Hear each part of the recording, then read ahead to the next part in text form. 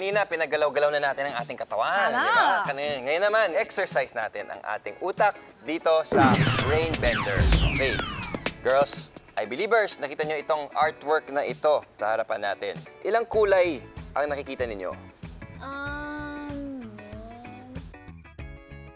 2, 3, 4, 5, 6. Oo, 6. Orange. Orange. Yellow. Red. Yellow, red.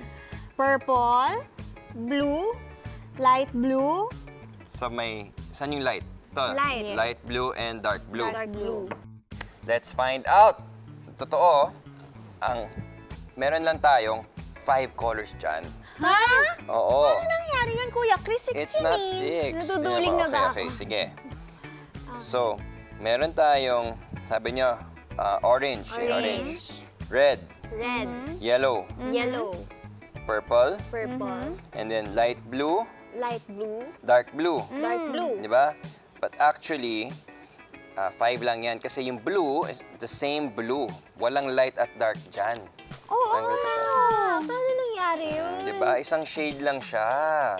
It's actually an optical illusion. Oo. Chromostereopsis ang tawag sa optical illusion kanina.